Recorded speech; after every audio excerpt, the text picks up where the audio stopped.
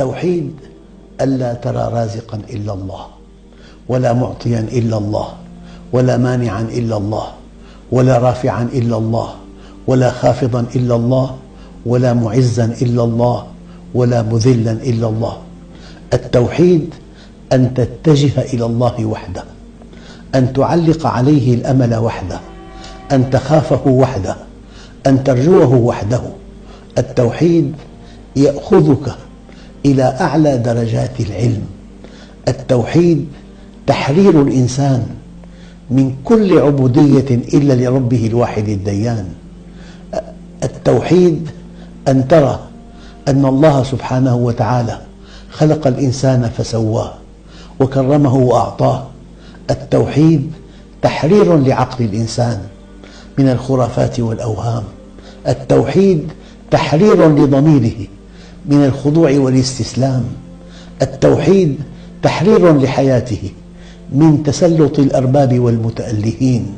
التوحيد يسهم في تكوين الشخصية الإنسانية المتزنة التي توضحت في الحياة وجهتها، وتوحدت غايتها، وتحدد طريقها، فليس لها إلا إله واحد تتجه إليه في الخلوة والجلوة، وتدعوه في السراء والضراء، وتعمل على ما يرضيه في الصغيرة والكبيرة. ففي القرآن الكريم: أأرباب متفرقون خير أم الله الواحد القهار. التوحيد يملأ نفس المؤمن أمنا وطمأنينة، فلا تستبد بها المخاوف التي تتسلط على أهل الشرك، فقد سد الموحد منافذ الخوف التي يفتحها الناس على أنفسهم: الخوف على الرزق، والخوف على الأجل، والخوف على النفس، والخوف على الأهل والأولاد، والخوف من الإنس، والخوف من الجن، والخوف من الموت، والخوف مما بعد الموت. أما المؤمن الصادق الموحد فلا يخاف إلا الله، ولا يخشى غير الله، ولهذا تراه آمنا إذا خاف الناس، مطمئنا إذا قلق الناس، هادئا إذا اضطرب الناس.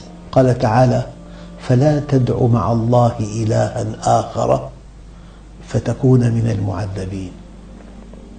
التوحيد مصدر قوة للنفس، إذ يمنح التوحيد المؤمن قوة نفسية هائلة، حيث تمتلئ نفسه من الرجاء بالله تعالى، والثقة به، والتوكل عليه، والرضا بقضائه، والصبر على بلائه، والاستغناء به عن خلقه. فالمؤمن الموحد راسخ كالجبل، لا تزحزحه الحوادث ولا تزعزعه الكوارث.